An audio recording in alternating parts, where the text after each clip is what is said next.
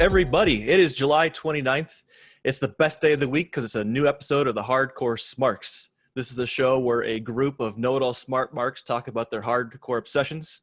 I'm your host, Zachary, and with me, as always, is J-Bone, Stretch, and Wally5. Guys, how are we doing? Oh, it doesn't matter how we're doing. We don't have time this week to talk about any of that nonsense. We've got to get right into it. We have a big show. We are talking about something very important to our hearts. Another day in paradise. Not true for you. You are somehow not in Cleveland. I don't recognize your background. Somewhere else. Parts unknown. Parts unknown, yeah. With the Ultimate Warrior. But yeah, so we will be talking about the top fights up until 2010. Matches. All right, let's get it going here. Wrestling matches. Yes, this is a show about wrestling, so.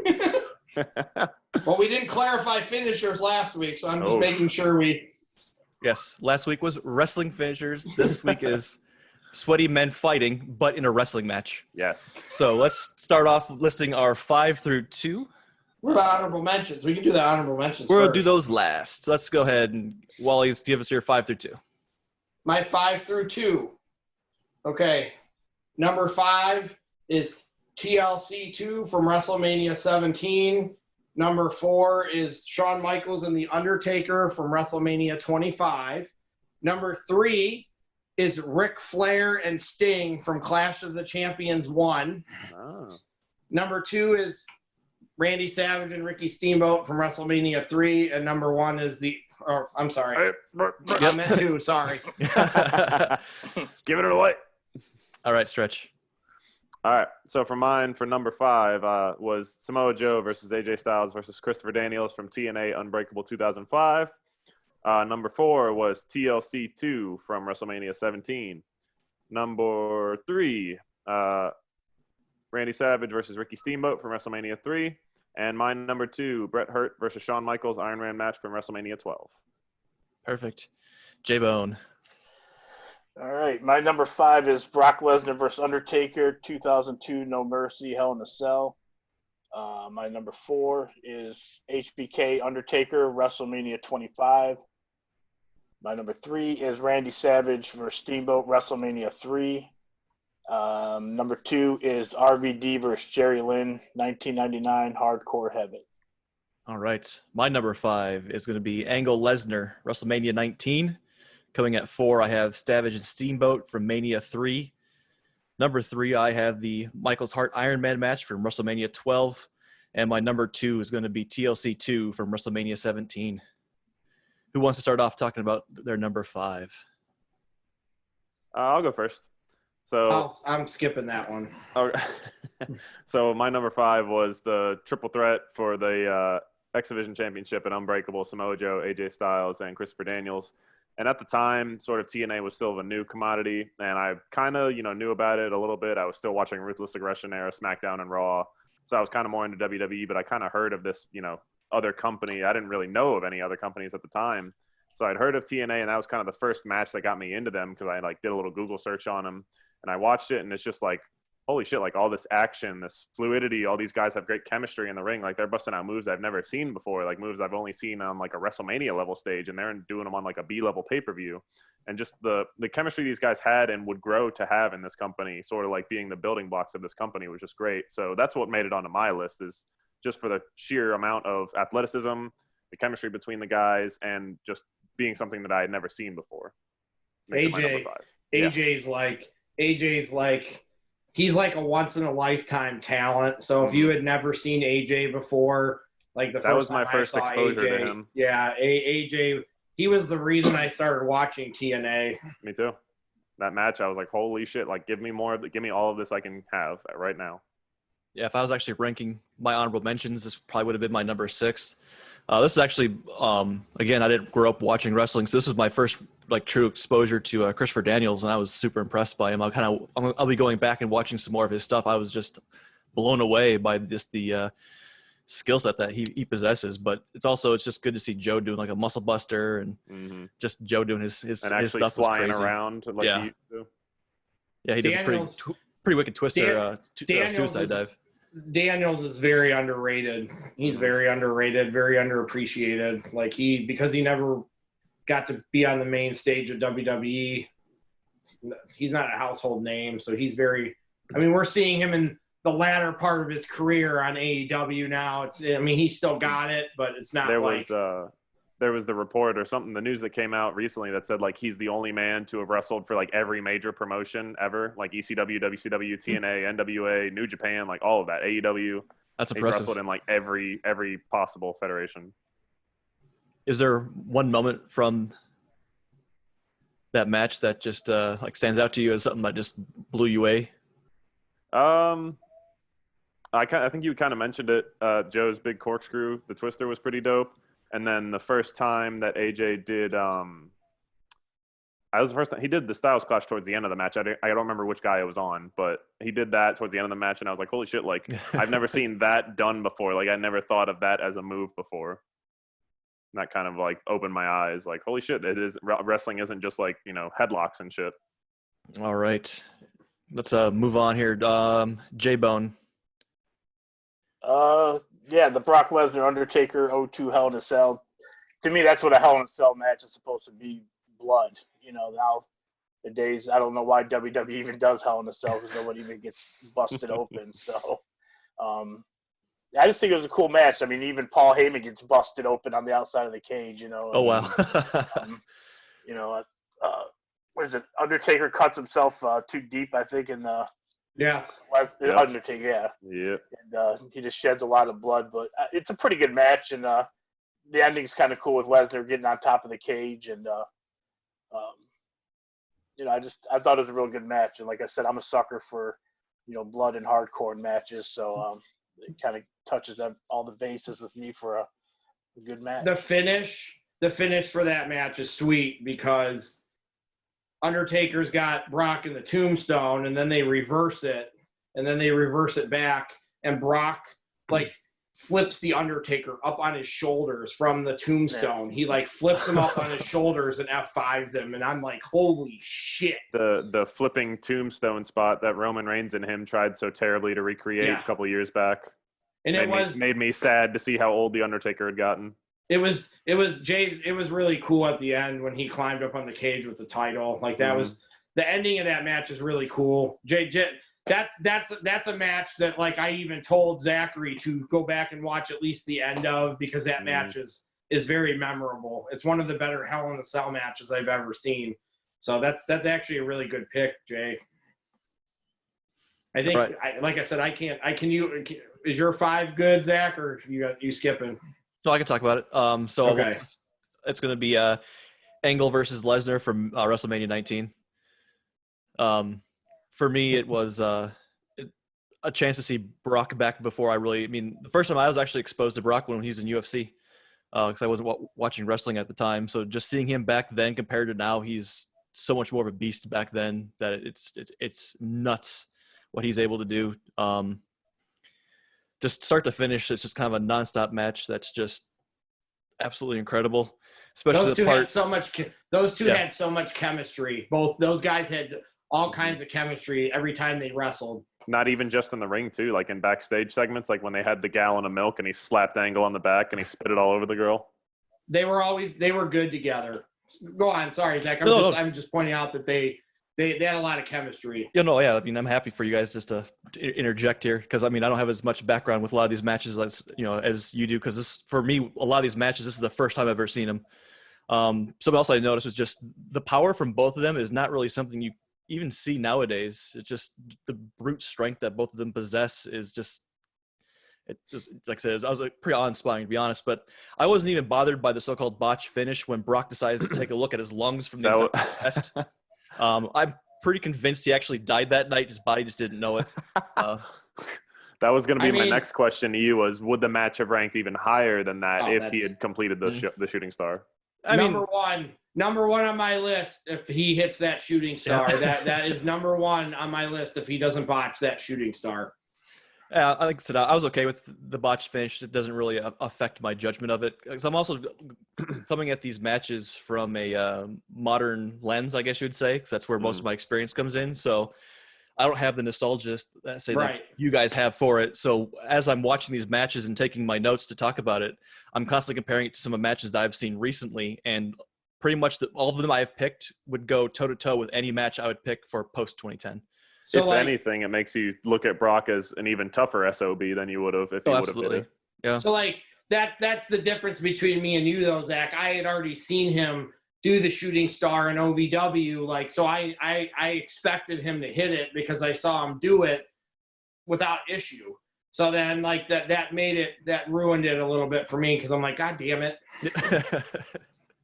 I mean, but again, just the fact that he was able to somewhat come to his senses and, kind of finish out the match is just and not die. Speaks to his athleticism. Exactly. I mean, he honestly probably, if not died, have been knocked out and A on his very way to bad hospital. concussion. Yeah. Okay, let's move on to our fours. I guess I'll lead off on this one unless you want to go. Well, yeah, you go ahead. No, I'm skipping again. Oh, you're skipping again? Sorry, dude. All right. I'll go ahead and go. My number 4 is going to be Savage and Steamboat from WrestleMania 3. Something that I just watching this match, it was actually one of the first matches I watched to get ready for this, based off of basically not only your recommendation for people that I work with, was how out of place from Mania or WrestleMania 3 it felt. This felt like a match that I could have pulled out of any WrestleMania from the current era. It stood the test of time. For absolutely sure. stood the test of time. And plus it doesn't even feel like a match from that time frame because like the top rope work they're doing feels more modern. Just like the nonstop stuff. It's just, I mean, overall, just the great heel finish and just the Steamboat can sell, man. Yeah. Wally and I were talking about recently, we watched a video the other day where it was this guy talking about how Steamboat, like we respect him for kind of picking his family over wrestling and doing, being with who he wanted to be and over a career. But when he came back and had those series of matches with Jericho, how he still had it then. Like he could still go. He might be the most underrated wrestler ever. Like he probably belongs in that list of people that just, he never, he won the Intercontinental title in WWE and then won the world title twice in WCW, and it was for short stints. Yeah. Because he would come back and then win and then, leave again to go be with his family. So he was great at everything. Like when they were chanting, "You still got it," he actually deserved that chant. Most of the time, when these old farts come back and the idiot fans chant, you still got it, half the time it's wrong. And I'm just laughing like, you guys are a bunch of monkeys. Stop chanting, "You still got it," just because you wanted to see this guy in the ring again.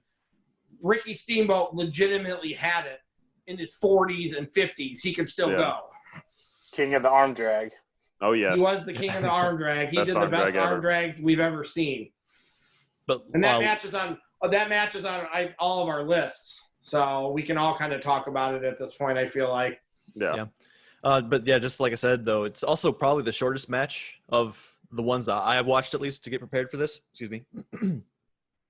But the thing, again, that took me away, even at roughly, 15 minutes long, is just how nonstop it was. I mean, they did not stop for a single second. So it was just such a well-put-together match that as I was trying to figure out where my order was going to go, I knew that no matter what, this was in my top 5. It didn't matter what I was going to watch because I've never seen something quite crafted to that degree. I watched it a couple weeks ago, and I'm like, this is crazy. This match was in 1987, right? And it's stood the test of time. Like it's better than most main roster WWE programming now. It's still a fabulous match. Like, credit to those two guys. Savage deserves a lot of credit too. Those two guys also had a lot of chemistry. Right. I think that's something we're gonna find on our lists. There's a lot of these matches involved people that had a lot of chemistry together. Right. In the ring. Do you want to say anything about Savage Steamboat, J-Bone? No, you guys pretty much covered it all. It's, like I said, it's on my list too, so it's a really good match. What was your number 4, Eli? Or Stretch? Was it one that you can pass on, or? No. I think I'll just throw it out there. It was TLC from Mania 17. So you got to skip that one. Oh, I do? Yeah. Oh, sorry. My number 4 is a skip. Well, no, you're allowed to say what it was, but yeah, we're just not going to talk about it right now. Okay. Yeah, that's serious reasons. All right, and then we're skipping Wally, right? Yeah. So, Yeah. Wally, take us to number 3. My number 3 was my surprise. I kind of went back and jostled with a couple of these, and I remember that Flair Sting match from that Clash of the Champions because it was the night of WrestleMania 4. So WCW was trying to give away something free to compete with WrestleMania that you had to pay for. And this is the infamous match where they had 3 people that were voting on a winner, and Jason Hervey voted for a draw. So nobody Go a little more in won. depth. What do you mean people were voting? Like they had 3 judges, and you could pick Flair or Sting to win. So one guy picked Flair, one guy picked Sting, and then Jason Hervey from the Wonder Years picked a draw. Wow.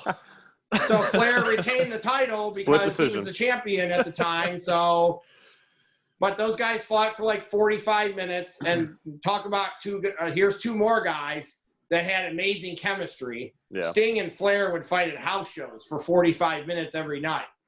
These guys were putting on the same match over and over and over. And you got to see all the textbook stuff even back then, like the Stinger Splash and the Stinger Scream and Ric Flair doing his run across the ring, go flip over the top rope. Like it was vintage Flair, vintage Sting, even back then. All right, calm down, Michael Cole. I felt like I had to put that on here because I do think Ric Flair is one of the best wrestlers I've ever seen. So I felt like I owed him putting one of his matches on my list. So Ric Flair, you just made the list. Yep. But the good list this time. The good list. All right, we're skipping my number 3. So who wants to go? Mine is a skip as well. Mine we just talked about with Steamboat and Savage. Okay. Yeah, that was mine as well. So. All right, perfect. So go to 2, Zachary. Skipping. We already talked about Savage Steamboat for me. Stretch. Mine was the Iron Man match. Hart and Michaels. Yep. Jay. Mine's RVD Jerry Lynn. Yes, elaborate on that. From 99 Hardcore Heaven.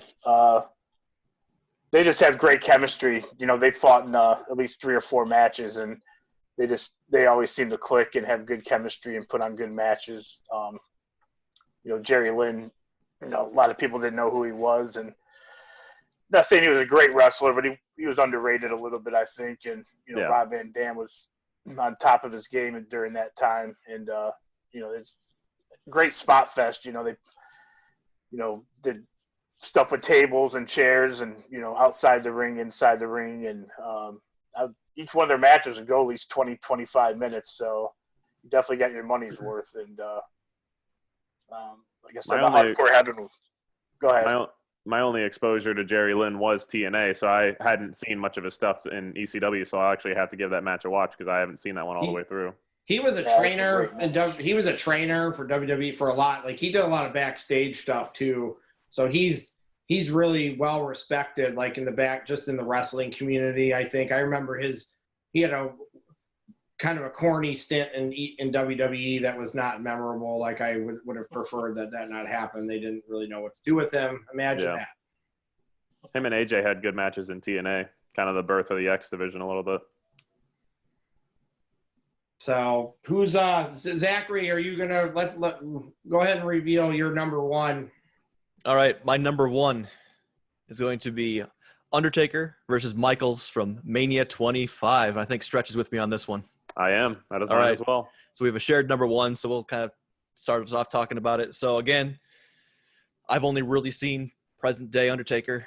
And after seeing this, it's actually kind of sad that he maybe stuck around this long because he is definitely a shell of what he used to be. And this is even him arguably still on the other side of his prime back in WrestleMania 25. And he's still put on this outstanding match. And just, I don't know if maybe he shrunk a little bit or maybe just Michaels makes him look big, but he felt like a goddamn giant in this match. Oh, yes. Like, I was watching this, I was constantly just almost scared by how big he was. Like, I don't know what was different about him then versus him now, but just he had so much more of a presence in that ring that he just seemed to fill it. No matter where he was a threat.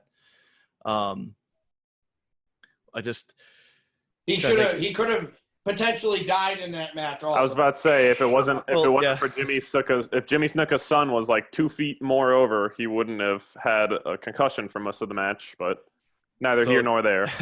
Yeah, just watching that whole moment, it was almost like he goes, "It's time to go back to hell," and a portal opened up, but he just missed it by like a couple inches because like he just basically swan dives right into like where a portal should be. Yeah. That's another one of those moments that it's amazing that A, he didn't die, B, he wasn't knocked out, and C, that happens like he still has quite a ways to go in that match before that's over. And it like at least with going back to the Lesnar botch, you can see that affected him. You honestly can't tell it affected Taker in any way after that. Just of his in-ring professionalism or the kayfabe that's so ingrained in him. Oh yeah, you couldn't tell that was a botched spot. Excuse me. As far as I could tell, that was part of the match, and he had planned for it because he was able to get out of that like it was nothing. Right. And I'll add to that a little bit. You had talked about, the grandiose stature of The Undertaker and how he's, this big bad in this match and like this undefeatable force. But can't forget about Shawn Michaels, the other half of the match and how great he is. And I'm sure a lot of us in the honorable mentions for our matches and, coming up with these lists have thought of multiple Shawn Michaels matches. So just the star power alone that he brings, let alone his in-ring prowess, made that match as well. So it was definitely a two-person effort in that. No, absolutely. I was going to say is stuff that Michaels can do in ring, which again was this list gave me a new appreciation for Shawn Michaels I didn't necessarily have before because I'd seen some matches with him just from spend time with Wally and just kind of watching a couple things, but this was like my first almost a deep dive because we'll be talking a lot more about Michaels just as we go through our rest of the top ones, even our honorable mentions. That honestly, it wouldn't be hard to do a top 5 of just Michaels, and you'd have a credible list. Oh yeah. Someone wouldn't believe like, oh, you just like Michaels. Was like, of course, he's probably in most people's probably 2 or 3 in any kind of top 10 list that you're doing easily. But I'd actually also skipped the them coming into the ring because I'm like, I don't need to see Taker do it for 10 minutes. But my buddy at work, AJ, told me to actually go back and watch it with the whole light versus dark thing going on, and just even an epic entrance from both sides that I would have skipped just because I'm like, I don't need to see Taker like amble into the ring here for the next 25 minutes. But I'm glad I went back. It's just the whole match is just so slow and deliberate, but the storytelling was just off the charts. The pacing was still there, and they just built it up into an incredible match that I was excited watching it. Like some of these other matches were like, oh yeah, that's really good, but some of the excitement that I felt watching this match is just unbelievable. Like it got my heart pumping and racing, and then like it takes a lot. All the false finishes. Yes. Yeah. Just the whole time just going like, oh my God. I felt like, I was just fanning out like I would have been had I been watching it live. So that's one of the reasons, just the emotions it made me feel. That's made me why I put it at that number 1, because it just grabbed and pulled me in and just did not let go from start to finish. Do you want to add anything before I go, Jay? It's an amazing match, and I think both of them were in their early 40s to put on a match like that. Yes. It's just incredible that, for not too many guys can do that. I will say that that's probably the best match I've seen The Undertaker in. I think The Undertaker's overrated. So if Michaels wasn't in that match with Undertaker, that match wouldn't be on my list. I'm telling you guys that right now. So I'll give Undertaker credit for this match. I don't know how many more times you guys are going to hear me give that guy credit. So I don't care about the beginning. Undertaker's entrances have been lame to me for like 20 years. So it was cool, but not cool enough that I ever want to watch the beginning again.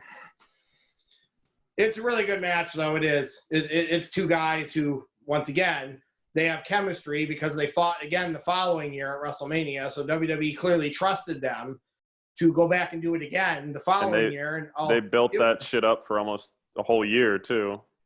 So I think Undertaker was the best person to fight. I think Michaels brought the best out of The Undertaker. Michaels had a tendency to do that with a lot of wrestlers. I think he brought the best out of The Undertaker because I think The Undertaker, he got stuck. And I'm not knocking him here. He got stuck sometimes in matches with people who were way inferior. And he's not the greatest in-ring performer of all time. You mean you didn't like Undertaker versus Giant Gonzalez? Or Undertaker versus Big Boss Man in a fucking dog kennel match? Sure, that was fabulous. Or what about the Inferno match with Kane?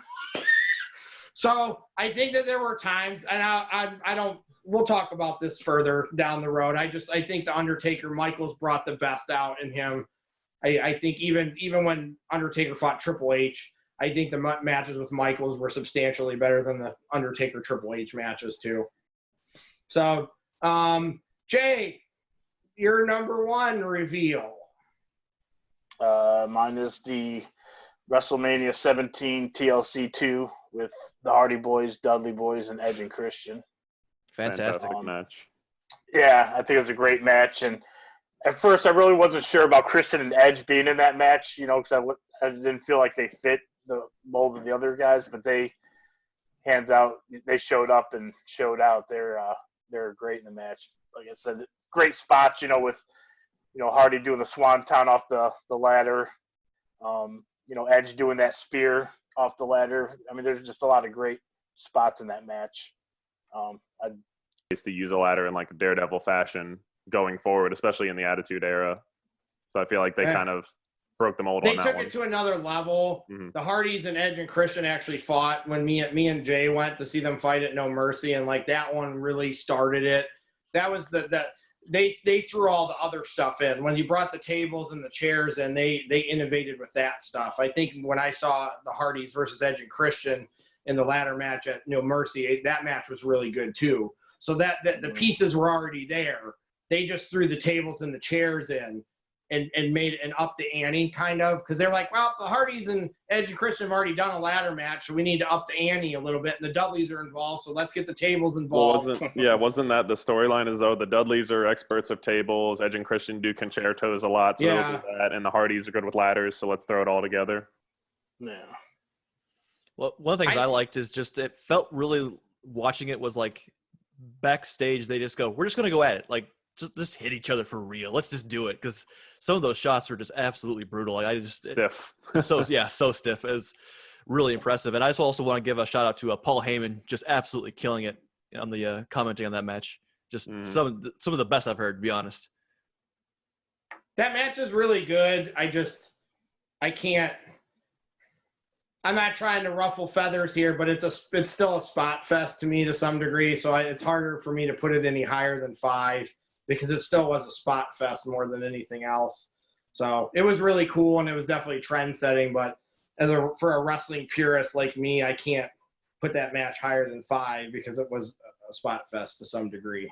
Yeah, that's my number 2, but I can appreciate a good spot fest when done right, and this is probably the top of the bar when it comes to spot fest, right. So it gets a pass. I'm not arguing with you guys on that. It's 100% done right.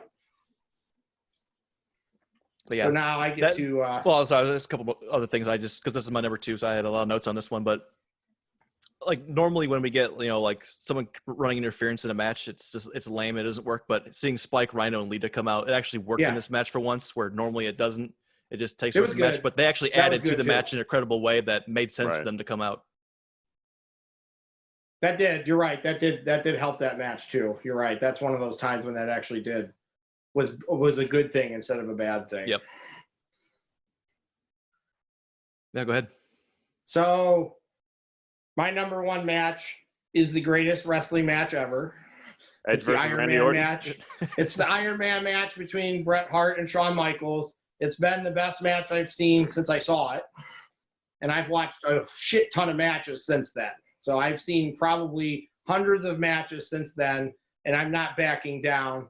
Those 2 guys were the 2 best wrestlers in the business at that point. They were the only 2 guys in WWE that they could have put in that match and gotten the results that they did. And when me and Zachary were talking about this earlier, he actually said it kind of go in reverse. Yes. To what they were doing rest holds in the first 10 minutes, and then the pace picked up, and they continued they threw a rest hold here and there, but nobody's going to wrestle for 60 minutes without a rest hold here and there. Nobody's got that much. So they kind of did go in reverse to some degree. But those 2 had all kinds of chemistry too. Well, tell us also, Wally, what you had told me, the thing that impressed you so much that Mr. Michaels did. Oh, well, me and Zach, when he kips up 54 minutes into the match. This dude's been wrestling for 54 minutes, and he kips up. And he looks like he's been wrestling for 5 minutes when he kips up. Go back and find something like that in a match, that deep into a match. That's impressive on so many levels that he does that deep into the match. And the end of that match is very frenetic. And at the time, I think now I appreciate the fact that nobody wins a fall in the first 60 minutes. I feel like it's okay that they did that finish because then Brett got pissed and kind of turned heel-ish after that. Yeah. They used that to propel him to being the heel. It definitely was a changing of the guard too in the WWE. You know, that amidst the steroid trial, they're trying out all these smaller, you know, faster guys as opposed to the big beefy muscle heads, and they showed that the smaller guys really do draw and can give you great results. It's a theme that we're going to come across multiple times with Shawn Michaels. Every time you put that guy in a match for the first time, he sets the bar really high, and it's really hard for the next ladder match or Iron Man match or Hell in the Cell. It's really hard to follow him when you put him in the first version of a match and you have to try to top that. It's been really hard for promotions, anybody in WWE, to try to top what he usually does in his first iterations of matches. And that was the first Iron Man match, and that was definitely the best one. Kurt Angle and Brock was pretty good, but it wasn't as good as Michaels. And maybe we're probably never going to see another 60-minute one. I think WWE is like, 30 minutes is probably enough. It's hard to keep people's attention for 60 minutes. That's why I think it had to be those two guys. I don't think they had anybody else. Because even I think The Rock and Undertaker fought in one time, and it was Well, a couple, like, it's either 2 years ago, 3 years ago. Wasn't it Rollins when he was Intercontinental Champ? It was him and Ziggler, or him and Elias had one for like a half hour, and the fans, every time a minute counted down, they'd count it down like the Royal Rumble clock, and they just weren't into the match at all. It was a pretty substantial match. It was pretty decent, but like the fans were just not into it. Like you couldn't keep their attention for even let alone Sasha and Bailey did one, and theirs was good, but that was in NXT. Mm-hmm. So, Jay? Do you have any thoughts on this match? Or I mean, it was a great match. To me, though, I'm not a fan of a 60-minute match. To me, it's just too long. But it was a very good match. That's the only reason why it's probably not in my top 5. But like I said, you're the two best wrestlers at the time wrestling. You know, I thought it was a very good match, though. I'm not a fan of 60-minute matches. That's just my only gripe. I mean, I'm not necessarily either. So that's like kind of the exception for me. That's not really what I want to sit down and watch either. That's not what I regularly want to watch either. That one just, like I said, they set the bar pretty high on that one, and we've not really seen one get close even. To their credit, it doesn't, well, to me at least, especially, I mean, it's also the first time I'd ever seen it, so I don't have to, like, I remember this part's a little slower, but it didn't feel like a 60-minute match, actually a little bit longer than 60 minutes. But when I looked up, I thought, like, I must be getting, like, roughly halfway, and it was that actually, I've been watching it for about 50 minutes at this point, and I thought I was, like, maybe 25, 30 minutes into it, just because of the, they keep bringing it. You know, it's other than the first really good 10 storytelling minutes, and pacing. The first 10 minutes is kind of slow, but other than that, it's definitely, you know, fine after that. I didn't even mind the first 10 minutes. That really felt like just them size. It's just sharks circling each other, just kind of just trying to figure it out, you know, just seeing who's going to make that first mistake and put that blood in the water, and then, you know, go after, you know, go on the attack after that. So I kind of appreciated that first 10 minutes of them just kind of just like growling at each other, just kind of side-eyeing and just trying to figure out how to get in there without, you know, get destroyed. Brett has said that that's one of his favorite matches that he's ever been in. He said everything worked in that match. He said that they were on point where they needed to be at time marks and stuff. So, like, he said that that's one of the matches he's the most proud of that he was in because they pulled it off. When you get to the 50-minute mark in an Iron Man match and you're, like, right where you thought you were going to be, like, moveset-wise and stuff, that's pretty good. Got to be a good feeling, too. I did a 30-minute one with some of my friends, and we couldn't even fill the 30 minutes. So I guess we can do some honorable mentions. Yeah, let's go through some honorable mentions. I'll start off since I got them right here. Okay. I got the Cactus Jack Triple H street fight from the Rumble in 2000. Just going back to, you know, talking about someone getting cut a little too deep. Triple H's blood there was, again, I watched wrestling a little around this time frame, but never pay-per-views because there's no way I was going to have access to a pay-per-view back then. But just seeing, you know, that amount of blood on a wrestler, especially nowadays, where it fit, like the last time I saw anyone get cut was when Lesnar cut Orton open. Ugh, the hard way. Yeah, the hard way. Well, Cody, we see Cody Blade every other week. No, but... that's true, I guess, but just the whole match was just one of the more brutal matches I've ever seen. Foley was good at the brutal matches. Foley definitely was. Yes. That was his bread and butter. Just some of the the spots that man was and probably still is willing to take is nuts. Like at one point he does like a shot on the stairs that's just like that probably should have killed him. Like I don't know how he's still going.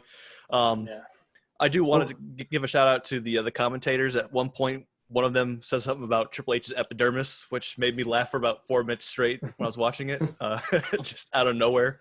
That sounds like a JR line. Probably was, but and then forgive my ignorance. I'll just ask you guys. So those thumbtacks, like half real, half fake, all real. What's the story with the thumbtacks? Do we really know? I think they're real. They're real. They just go in like that, a quarter inch.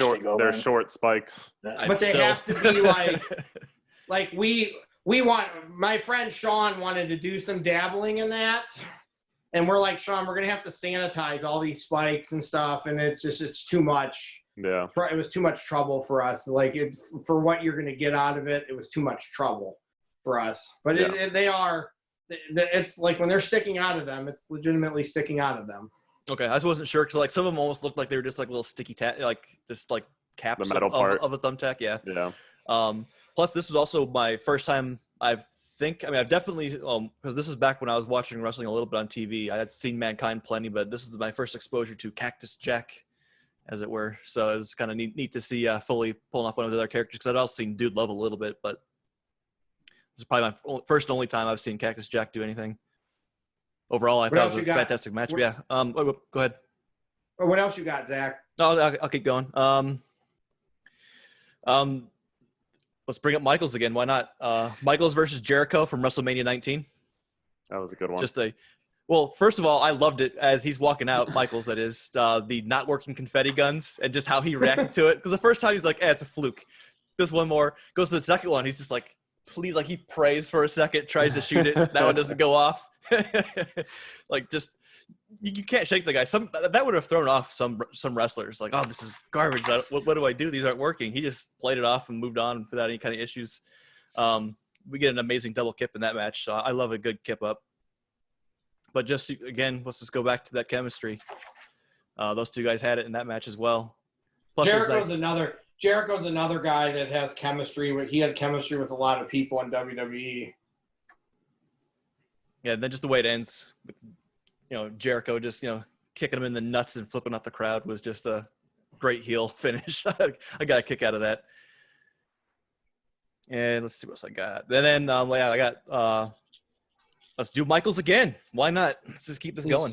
We got Michaels he's on my honorable mention list twice. So I have Michaels versus Angle from WrestleMania 21.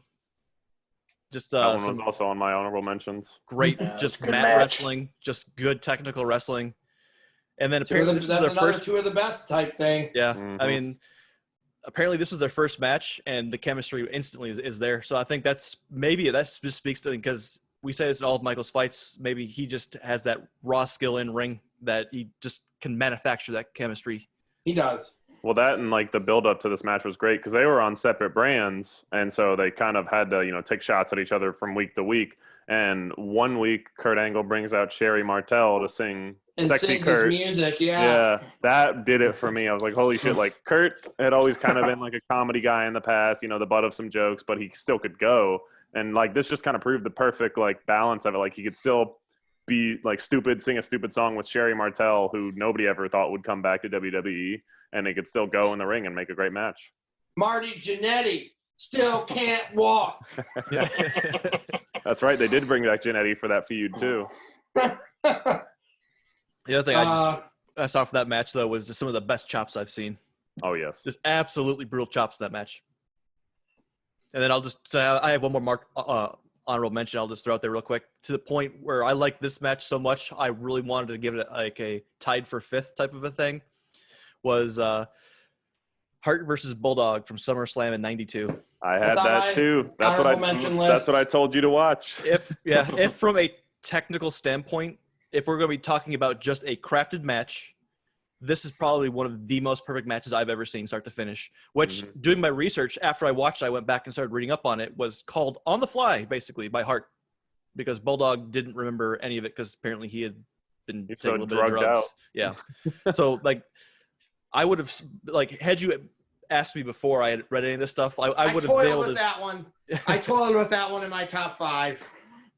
I would have like sworn that there's no way that this was called on the fly, that this would have been planned out for like months in advance, because it's just from start to finish, just so perfect. And the crowd was so into it. They popped for everything. And props just the to Hart too for getting Bulldog over in front of his hometown crowd. Yep. Like that was the best match the British Bulldog has ever been in, like hands down. Like, I go back and find me number 2. Good luck. That was Bret Hart doing what Shawn Michaels does with people. That was Bret Hart making somebody else look like gold, which Absolutely. Bret Hart also did with his brother at WrestleMania 10, which is another really good match. So Bret Hart was another guy that was just he was really good at his craft, and he knew how to put people over, and he knew how to make people look good and still let himself look fine in the scenario. Go ahead, J-Bone. What kind of honorable mentions you got for us? We talked about a couple of mine, so I'm going to go a couple of odd ones here. I'm going to go with Ricky Steamboat versus Rick Rude, 1992 Beach Blast 30-minute Iron Man match. There's another guy I'd want in an Iron Man match, Ricky Steamboat. Yeah, that was a really good one. Rick Rude was up like 3-1 pinfalls, and then Steamboat came back and won. There were 7 pinfalls in the 30 minutes. So yeah, that was a really good match. Yeah. That's a good one, Jay. That's a good oddball one. I tried to come up with a couple of oddball ones, too. Another one, I'm obviously going to go with Snuka Magnificent Morocco, 1983 cage That's match. An important match for you. I would be disappointed if you didn't pick that. So we kind of talked about that match before, but, that was, I thought, a really good match. Obviously the high point is when Snuka went off the top of the cage. But it was a good match nonetheless. And one more I'm going to go with is Rey Mysterio versus Eddie Guerrero, 1997 Halloween Havoc. Not a big fan of either one of these wrestlers, but mask versus hair, correct? Yeah. That was back when they were tearing it up in WCW. Yeah, I thought it was a really good match. It is. And, I will go next and let Stretch go last on this one. So, I also have Bret Bulldog. I have Christopher Daniels, Samoa Joe, and AJ Styles from Turning Point 2009.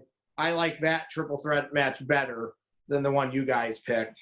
So I don't. It's a similar match to the other one. I don't even remember why. That's the one I remember. I have the DVD. I was just about to ask what sets it apart from the first one. I have the DVD with that match. I bought the DVD from that pay-per-view just for that match. So I haven't watched that one in a while. I just remember that was the one where I'm like, holy shit, this is a really, really, really, really, really good triple threat match. The only other triple threat match I remember that was being really good to myself back then was I do remember Undertaker, Kurt Angle, and The Rock at Vengeance in 2002 being really good. Like, I remember being like, wow, Undertaker did his part in that match. And that's when they had to put the belt back on The Rock so he could fight Brock. And that's when Stone Cold dropped his ball and went home. So they kind of had to change everything in June and July because Stone Cold was a bitch.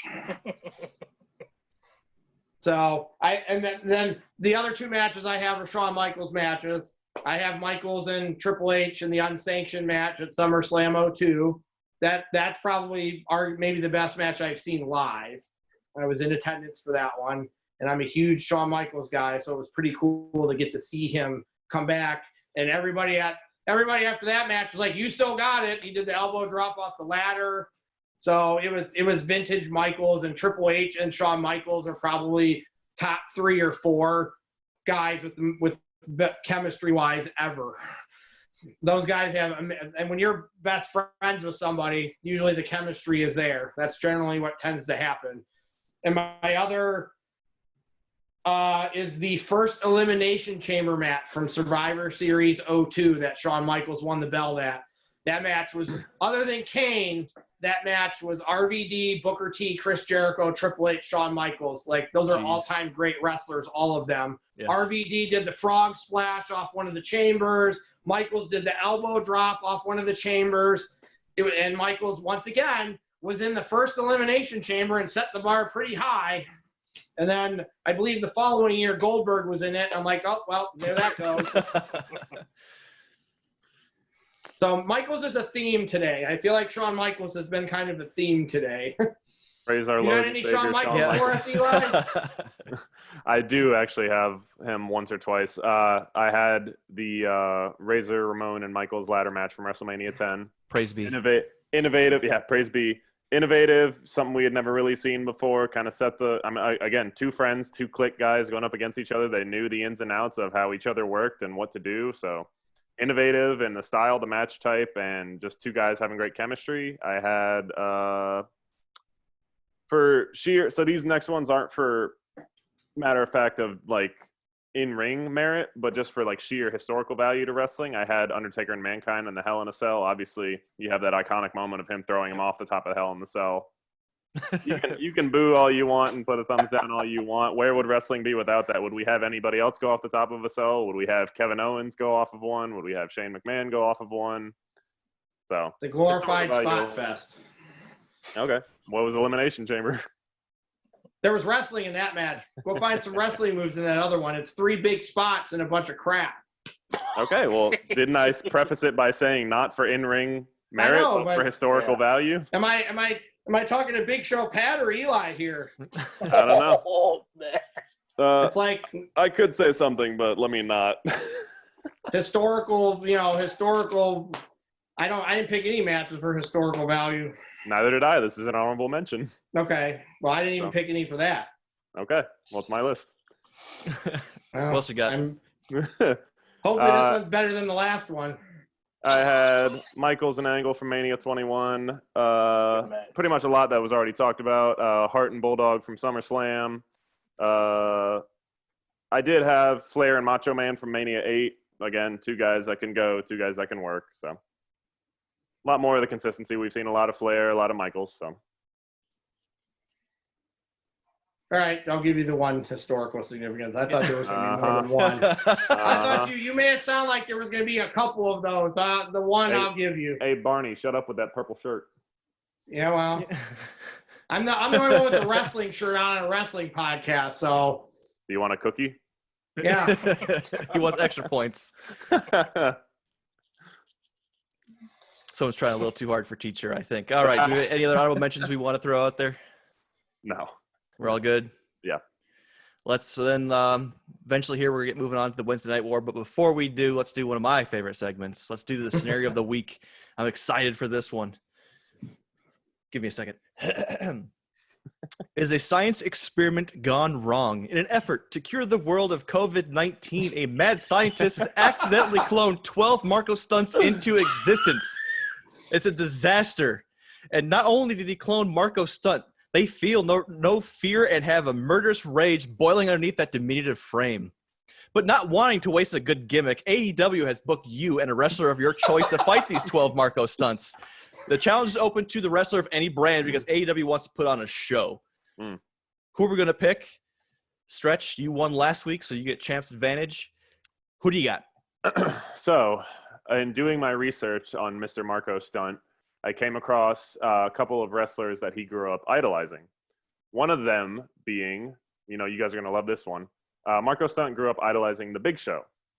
So, I'm not just picking The Big Show. I'm going to go with his character from The Waterboy, Captain Insano. Oh. So these 12 Marco stunts, they don't feel fear, but they'll be, awestruck by this superhero guy that they grew up idolizing and has all these wonderful powers and is, in their eyes, not my eyes, in their eyes is great and, all this wonderful things. So they're going to be starstruck by this guy, and he'll just stomp them all out with his size 22 or however big boot.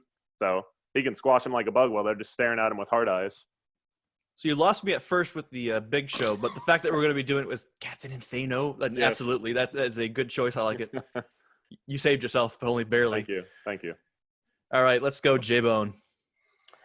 Well, I had two answers, but I'm going to go with the one. I would get The Miz and I'd have him shoot each one of them in the junk with a T-shirt launcher. Like he did Hornswoggle. Nice. I like it. Nice, Jay. Nice. Like me and Matt just talked about that not too long ago either. So He did. He shot Hornswoggle in the nuts with a T-shirt gun. So it's proven to work. I like it. You did your research, J-Bone. Ollie, who do you got this week? This is my chance. I've been waiting for 3 of them to take Brock Lesnar. So I'm taking Brock Lesnar because he's a badass motherfucker. And if I got to beat 12 Marco Stunts, this was the easiest answer for me this week. This is my Brock Lesnar moment. I've been waiting for the right moment. This was the right moment to actually take him. And he actually is a viable option in this one. Like some of the other ones, he's not necessarily the easy answer this time. He's actually a viable option. Oh, he definitely is. Because you're throwing 12 Marco Stunts at me. So I'm taking Brock as my person. I can just picture like 5 or 6 of it just climbing up like he's King Kong and just like these little like rabid little beasts biting at him as he's just flailing away, just fighting, just like little bodies going flying over the place. If I was a contestant, I was going to go with Cesaro, spin around, like clear out a whole bunch of them all at once. I like this one. So let's get a little discussion amongst yourselves why I think. I mean, I actually like Jay's. I actually like Jay's because we just talked about it, and that's classic stuff with the Miz. I just pictured it as like a machine gun, just rat-a-tat-tatting. It was awesome when he did it. Me and Jay love when they pick on midgets. We do. So we hated Hornswoggle. So anytime anybody did anything with Hornswoggle, we loved it. Like lawn darting, whatever they did with him. Oh, that was my other answer. Was if we're allowed to clone, I was going to clone 12 Hornswoggles to fight the Well, winning. We have a winning answer. I will take it. Hornswoggle. Choice 2. Creativity. I love it. You thought outside the box. I like it because I didn't say that the clone angle. I like it a lot. So J-Bone's taking the victory Good this job, week. Jay. Matched it from Stretch on this one. Stretch is probably going to win 2 in a week or 2 in a row. Good job, Jay. Still 12 Hornswoggles versus 12 Marco Stunts. I wasn't sure what answer to use. Wins that, though. I think I'm going with Marco Stunt on that one. I still think they win, which is fine. We didn't say you had to win it. You just say who do you have to fight with it. So I will. Marco Stunt annoys me a little bit. Hornswoggle was a piece of shit. So I will give it to Wally and Marco I were Stunt. actually- That dude is willing to take a absolute stone cold blast. Like he doesn't care what it is. Just Wally and I happy to were be on actually when we were out in line for All Out last year in Chicago. We were actually in line in the big mob of people behind Marco Stunt's brother, who's also a wrestler, and his parents. So we got the sheer stature of how short they actually all are. Like his brother's about his height, and his parents are a little bit taller. Like, but so we were essentially surrounded. I'm going to insult so many people right now. We were essentially surrounded by Marco Stunt's family, a bunch of neck beards, and a bunch of unattractive women. Right, Eli? Oh boy, yeah. And let the record show that I've educated Wally on the term neckbeard. He didn't know what it was before he met me. The women were less than stellar. Eli's trying to act like he knows. He was there. That whole weekend was a trip. Yeah, well, that's a whole episode in itself. All right. J-Bone, you are the champion. Congratulations, man. You get to brag for the next week. And he can pitch us his product, too. Yep, we'll get there. So we'll get the champ's recommendation for comments here towards the end. But let's go to that Wednesday Night War. Let's talk about it. Let's start off with AEW this week. Stretch, do you got any comments on the show this week for me? Yeah, did a couple things right, did a couple things wrong. I liked the Bucks and Butcher and Blade. I don't normally like Butcher and Blade and the work that they do, but obviously when you put them with the Bucks and you say just fucking do anything you want, go break anything you want, fight anywhere you want, it's going to produce decent matches and decent spots. So that was good. Eddie Kingston versus Cody was kind of known that was going to happen. Like he had an open challenge for, I think his wording was like the hottest free agent on the indie scene or something like that. Everybody knew it was going to be Eddie Kingston. I've watched a little bit of his work before, but I feel like they pulled off a decent match, and props to Cody for taking the tax spot. Didn't think he would do that. don't know how I feel. Wally and I kind of talked about this. He doesn't really like Ricky Starks. I'm okay with Ricky Starks teaming up with Cage, but where do you go from there is what I have with that. I know they're going to do a tag match on Dynamite with him and Cage versus Darby and Mox, but again, where do you go from there? Does Cage get his next match against Moxley? Do we insert Darby into a triple threat? Where's Starks going to fit in this? So I feel like that was kind of a muddied waters in that one. So that was my takeaway. And Ivelisse and Diamante was kind of hit or miss for me. So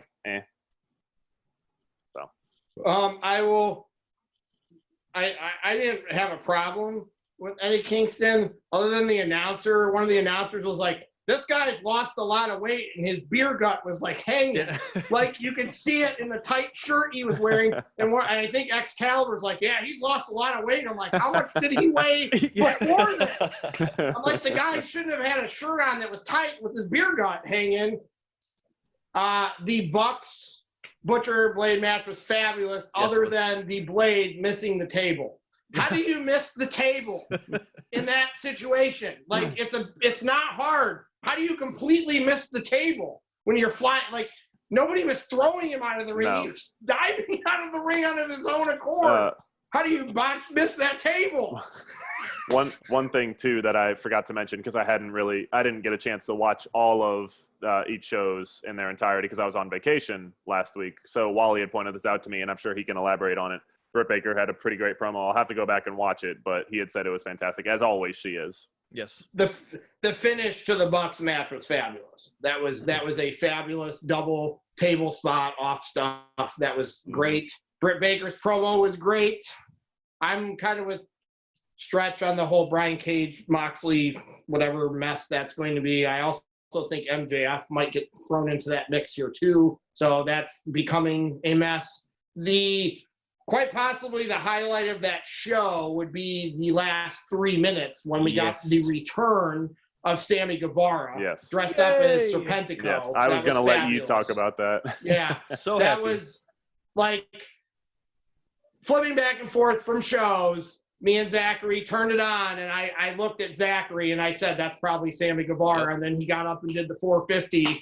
So we're all really happy that Sammy's back, because now we don't have to see Jake Hager in matches that Sammy should be in. Yes, we have the Les Sex Gods are back finally. So it was a decent show. Yeah. I think the Bucks match was probably the best match. Britt Baker's promo was really good. She does refer to herself as the Michael Jordan of AEW, and now we've got all kinds of merchandise from that now, so it's fabulous. And she also called Shivani an asshole, which was great. And Hangman versus the guy from the Dark Order was No. Yeah. I didn't even put notes to that one down because it was the ending was interesting though. How trying to get him to join?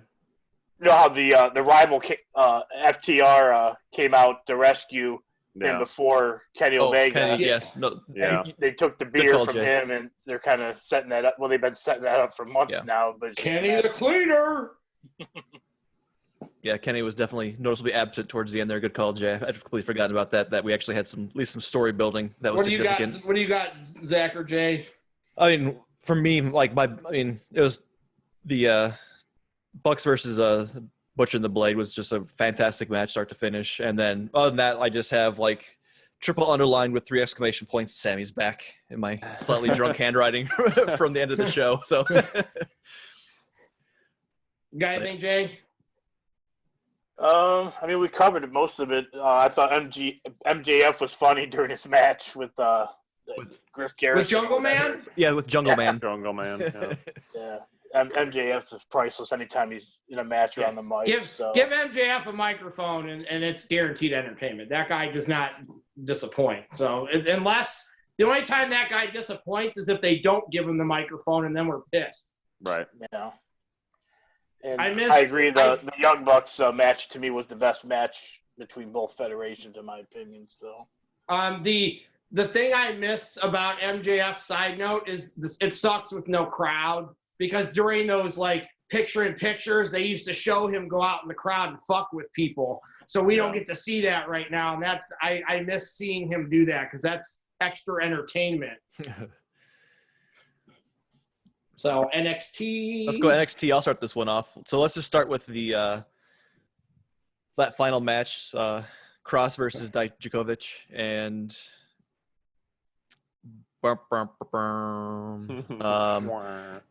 I've actually watched this match twice now. On second viewing, it wasn't as bad as I thought it was the first time, for reasons I'm going to go into. But that being said, we need to see more out of Cross at this point. I don't know. 6 weeks, right now. Yes, exactly. Yeah, we needed this yesterday, and this was his first chance to truly impress, and it just fell flat for me. I'm not gonna say it's a bad match. It just wasn't what we need out of Cross with how they're booking him. That's fair. I'll concur on that. He's becoming a bit of an anomaly. Yeah. So like, I'm still willing to give him a chance because maybe we can pin this on Dijakovic just not quite being the partner he needed in the ring to get a really good match Cross. But if Cross is supposed to be the next NXT great, it shouldn't really matter who he's facing. This was not a good, true first showing for him. But that being said, someone who did step up, and it's in my match of the night, was in the Gargano versus Reed versus Roderick Strong. Thick boy. Stepping up in a big, bad way that I'd never really seen him before. Didn't really care about him, to be honest. Now I'm a fan. I'm excited to see what he's going to do. I mean, this is what Cross should have done, is step up in this way and just put on a clinic. I mean, that was a fantastic match from start to finish. It was just so good. Fabulous. Once again, it's my match of the night. Dexter Loomis and Killian Dane was pretty good, too. Another fantastic. Loomis has a move in that where he does a kip up to a leg drop that he needs to incorporate from now on. That needs to be something he does. I was about to say that, too, because me and Zachary are well-documented Loomis guys. The only thing that Loomis needs to do is change his corny finisher. That's what he needs to change. We may have a worse finisher than Finn Balor on our hands here now, guys. It's very possible. Pretty lame. I'd rather him do the Swanton to finish than the lame finisher that looks stupid. So he's not bad. Once again, I'm just going to reiterate, I think his shelf life is limited as that particular character. They should be using him because he's kind of hot right now and he's kind of got some intrigue and mystery about him. So the best match was certainly, I might even go so far as to say that triple threat match was the best match in the last 2 weeks even. I may even go so far to say that was better than anything from the week before. And I didn't want Bronson Reed to win either. We really thought Gargano was going to win that match, but those guys brought it. Me and Stretch, Roddy's probably the most underappreciated guy on NXT because he's never going to win a world title. He's always like the next guy. He never gets enough credit for how good he is in the ring. So I feel like Gargano's going to win his way into that match eventually anyways. Roddy probably not, but that match was fabulous. It's my turn now to talk about that last match. That match was not as bad, but Dijakovic and Keith Lee had all these great matches together. So if Cross can't have a great match with Dijakovic, then him and Keith Lee are going to shit the bed. It is coming, and it is coming fast like diarrhea. Those two are going to stink up the joint at TakeOver, and all these idiots on the internet are going to be like, oh my God, that match was so good. And I'm like, clearly you were not watching the same match I was, because it's going to be a shit show because Keith Lee can't, he can't. He's. Well, let's talk about that for a little while. But let's go talk about Lee since you brought him up, and let's just move on after this because too much time spent on Keith Lee. But I actually wanted to touch on Cross more. We can. Go ahead. No, go ahead. I thought you were just wrapping up. I do think that it was put up or shut up time from him, and now I'm really starting to worry that they're going to hinder him and say you can only go out and do this move, and this move because it's safe, and he's capable of other stuff. And I don't think we're going to see the other stuff. So if they're going to not give us the other stuff and they're going to tell me this guy is the best guy they have in NXT when they have Johnny Gargano and Tommaso Ciampa and Finn Balor and Adam Cole on their roster, you're going to tell me this guy's the guy that should have the belt? Bullshit. Yep. Speaking of belt, though, we have to talk about Lee in the essence of sportsmanship, giving up a belt. What are they doing? They wanted to. He looks he doesn't look weak then. Instead of having him lose to somebody, which is the right route, and put the belt on somebody else, they don't want him to look weak at all yet. So they just have him dump the belt, which disappointed me because I can't call him a 2-belt bitch anymore. I'm very disappointed that I lost my tagline for him. That's why they did it, because they want him to look strong still, and he looks strong because he didn't lose. Well, it just goes to show how even now how week to week WWE's booking is. Like, you have him, win a triple threat match that we didn't think he had any business winning. You have him beat Adam Cole and become a double champion, and then 2 weeks later drop the second belt? Like, what was the payoff then for him having both belts then for 1 week? Yeah. Like, there's what none. was the point? That's just that's my thing. It's not even him looking strong or weak. It's let him defend it maybe once, maybe twice or three, just a couple times. Right. Instead of just like all this was for naught. Then it matters in no way, and it's just the WWE just showing that they really don't know how to book in the COVID era. Just you should have just let Finn or Gargano win the triple threat match. Like, you could have had him lose that belt before you could have done something to make him lose that belt before he even fought Adam Cole. They had opportunities and they didn't do anything with them. The funny thing is too, like, they've shown they can decently book a person with 2 belts on the main roster with the women.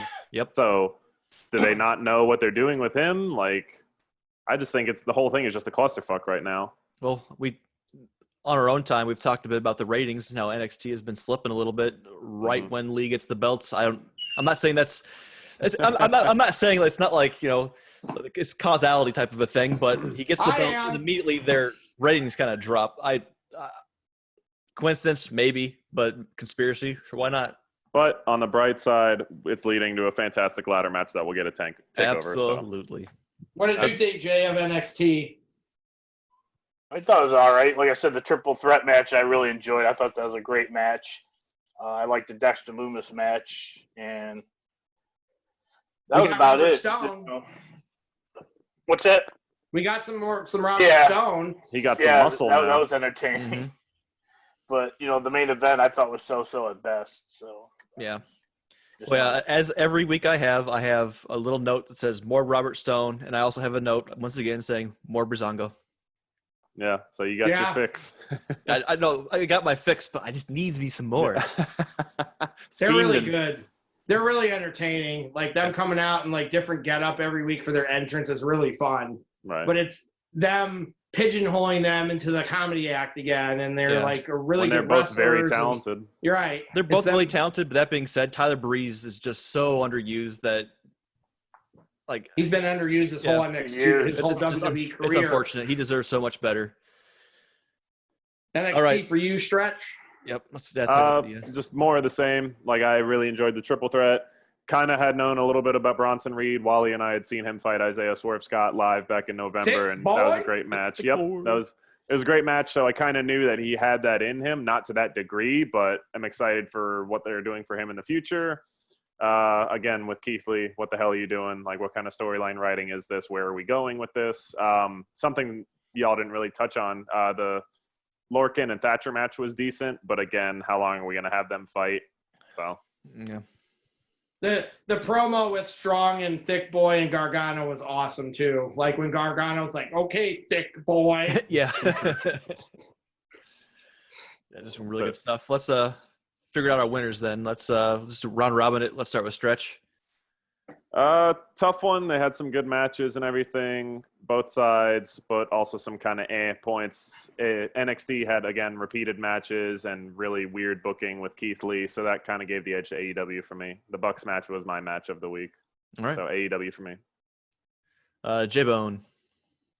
I thought it was close, but I also went with AEW, and I also picked the Bucks matches. My favorite match between the two federations. So I went with AEW by a hair.